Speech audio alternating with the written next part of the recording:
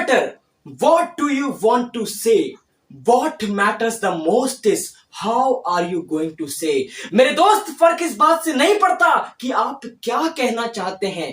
हो सकता है कि आप जो कहना चाहते हो वही हजार लोग कह रहे हो। फर्क इस बात से पड़ता है कि आप उस बात को किस तरह से कह रहे हो। नमस्कार, अक्षर श्रीवास्तव बात कर रहा हूं, India's youngest motivational speaker, leadership consultant और एक बिजनेस कोच। पब्लिक स्पीकिंग मेरा, आपका, हम सबका सबसे ज्यादा मन पसंदीदा टॉपिक पब्लिक स्पीकिंग। भैया पब्लिक स्पीकिंग क्यों नहीं सीखनी चाहिए? दुनिया के हर फील्ड में पब्लिक स्पीकिंग काम आती है, चाहे वो सोशल फील्ड हो, चाहे वो इकोनॉमिकल फील्ड हो, चाहे वो पॉलिटिकल फील्ड क्यों ना हो, सेल्स हो, कम्युनिकेशन हो, हर जगह पब्लिक स्पीकिंग काम आती है। और यदि एक बार आपने अपनी जिंदगी में पब्लिक स्पीकिंग सीख ली, जिस फील्ड में कामयाब होना चाहते हो उस फील्ड में कामयाब हो जाओगे। आज आपको कुछ ऐसी स्ट्रेटजीज बताना चाहता हूं, ऐसे फ्रेमवर्क बताने जा रहा हूं जिसको सुनकर आप भी हैरान हो जाओगे, भैया पब्लिक स्पीकिंग सीखना इतना आसान था, आज तक हम नहीं सीख पाए। क्योंकि आज मैं आपको बताने जा रहा हूं कि मेरे जैसा शानदार पब्लिक स्पीकर आप कैसे बन सकते हैं। क्योंकि जो मैंने सीखा है, जो मैं हूं, वही तो मैं आपको सिखा पाऊंगा ना। कोई दूसरा कैसे सक्सेसफुल बना, ये मैं आपको कैसे सिखा सकता हूं। इसलिए अभी इस वीडियो को लाइक कर दीजिए और बने रहिएगा मेरे साथ अंत तक। पब्लिक स्पीकिंग कहते किसे हैं साथियों? लक्ष्य को साधने की साधना ही पब्लिक स्पीकिंग कहलाती है। थोड़ा गौर से सुनना, बहुत तेजी से बोलूंगा, मेरे पास ज्यादा वक्त नहीं आज। लक्ष्य को साधने की साधना ही पब्लिक स्पीकिंग कहलाती है। दुनिया के बड़े से बड़े लक्ष्य को यदि आपको साधना हो तो मात्र 3 स्टेप में साधा जा सकता है। यकीन मानिए, दुनिया का कोई भी लक्ष्य मात्र 3 स्टेप्स में साधा जा सकता है। क्या है वो 3 स्टेप? सुनना चाहते हैं? बस वीडियो को लाइक कर दीजिए और बने रहिएगा मेरे साथ अंत तक। आज बहुत ही वैल्यूएबल कंटेंट आपके लिए लेकर आया हूं। 3 स्टेप। पहला स्टेप होता है साथियों लक्ष्य के बारे में सोचना। पहले अपने लक्ष्य के बारे में सोचिए, विचार करिए कि मेरा लक्ष्य आखिर होने क्या वाला है। दूसरी बारी में लक्ष्य को ठानिए, ठान लीजिए कि मुझे अब इसी पर काम करना है, प्रैक्टिस करिए उसके बारे में। तीसरी चीज, उस लक्ष्य में अपने आप को झोंक दीजिए, चाहे कुछ हो जाए, अब करना है तो यही करना है। इतना प्रैक्टिस करिए, इतना प्रैक्टिस करिए कि लक्ष्य अपने आप मजबूर हो जाए कि अब मुझे कामयाब होना ही पड़ेगा। साथियों पब्लिक स्पीकिंग भी इसी को कहते हैं। पब्लिक स्पीकिंग में भी आपको यही करना है मेरे दोस्त। क्या करना है? सबसे पहले पहचानना है। Know your content, know your speech. दूसरी बार में क्या करना है? आपको प्रिपेयर करना है, prepare your speech, prepare your content. And तीसरी बार में आपको डिलीवर करना है, प्रैक्टिस योर कंटेंट। आज का पूरा वीडियो इस फ्रेमवर्क पर डिपेंड करता है। No prepare practice, no prepare practice. लिख लीजिए, डायरी पेन लेकर बैठिएगा, जरा सा भी इधर उधर मत जाइएगा, वरना शायद आपसे इस वीडियो का बहुत इंपॉर्टेंट पार्ट आज मिस हो जाए।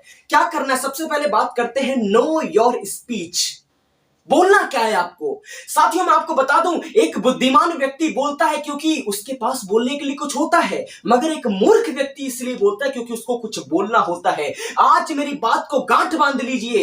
एक धनुष से निकला हुआ तीर और मुंह से निकले हुए शब्द जिंदगी में कभी वापस लौट कर नहीं आते। इसलिए पहले सोचिए, समझिए और सोच समझ कर बोलिए। पहले पहचान लीजिए कि आप बोलना क्या चाहते हो। आपको पता होना चाहिए, जब भी मुंह खोलो आपको पता होना चाहिए कि आप क्या बोलने वाले हो। पहले पहचानिए, know what you are going to से।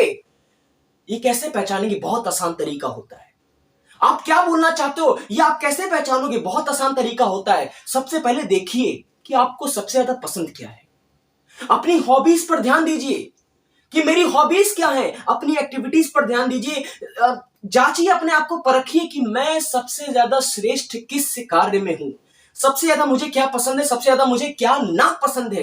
क्या सुनना, क्या बोलना मुझे सबसे अच्छा लगता है और क्या सुनना मुझे बिल्कुल भी पसंद नहीं है। क्या बोलना मुझे बिल्कुल पसंद नहीं है। अपने आप का इंटरेस्ट जानने की कोशिश करिए कि मुझे सबसे ज्यादा अच्छा क्या लगता है, क्या करने में मुझे सबसे ज्यादा मजा आता है और क्या करने में मुझे सबसे ज्यादा टाइम पास लगता है। यदि आप एक बच्चे हो, आपको सीक्रेट फॉर्मूला बताकर जा रहा हूं, गौर से सुनना मेरे भाई।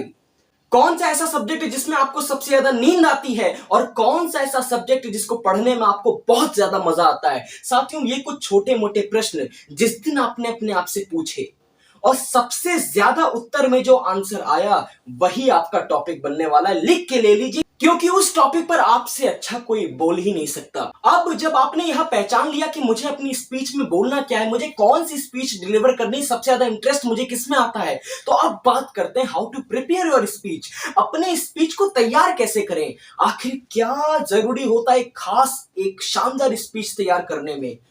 जानना चाहते हैं तो अब इस वीडियो को लाइक कर दीजिए, बने रहिएगा मेरे साथ अंत तक। आज बहुत ही वैल्यूएबल कंटेंट आपके लिए लेकर आया हूं।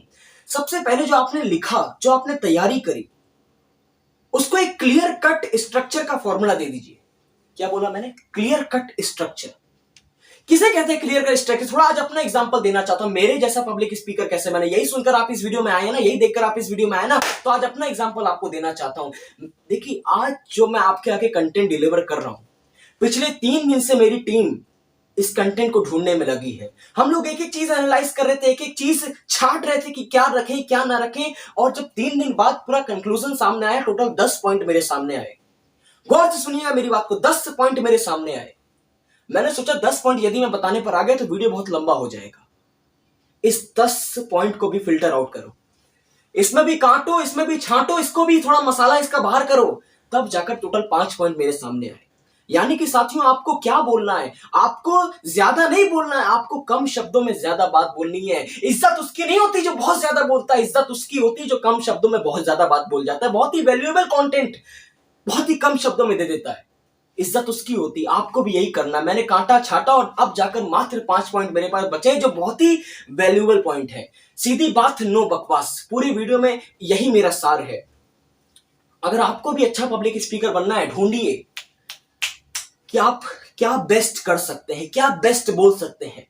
ढूंढिए, एक स्क्रिप्ट तैयार करिए। स्क्रिप्ट तैयार करने के बाद उसका एक स्ट्रक्चर तैयार करिए, ऐसा स्ट्रक्चर जिसमें मिर्ची मसाला बहुत कम हो और पॉइंट टू पॉइंट बातें बहुत ज्यादा हो। अब जब आपने स्ट्रक्चर तैयार कर ही लिया है तो बढ़ते हैं अपने दूसरी पॉइंट की तरफ। साथियों, दुनिया की कोई भी स्पीच देने से पहले यदि आप अपनी स्पीच को डिवाइड कर लेते हैं तो आपके लिए वो स्पीच इतनी आसान हो जाएगी, इतनी आसान हो जाएगी कि आप खुद ही नहीं सोच पाएंगे। डिवाइड कर लीजिए अपनी स्पीच को। क्या डिवाइड करना है? पहले पार्ट में इंट्रोडक्शन रखिए, दूसरे पार्ट में अपना कॉन्टेंट रखिए, तीसरे पार्ट में कंक्लूजन रख दीजिए। बस मैंने भी यही किया है। पहले पार्ट में इंट्रोडक्शन, शुरुआत में स्टेज पर जाकर मुझे क्या बोलना है, अपनी स्पीच के दौरान सबसे पहले मुझे शुरुआत कैसे करनी है कि मैं अपनी ऑडियंस को एंगेज कर सकूं। दूसरे पार्ट में अपना मेन टॉपिक, धर धर धर धर धर मेन टॉपिक, कुछ भी मिर्च मसाला नहीं, सीधी बात, नो बकवास। और तीसरे पार्ट में कंक्लूजन, कि पूरे वीडियो का, पूरे कंटेंट का, पूरी स्पीच का लास्ट में मैं आपको सार देकर जाऊंगा। बस और कुछ नहीं करना।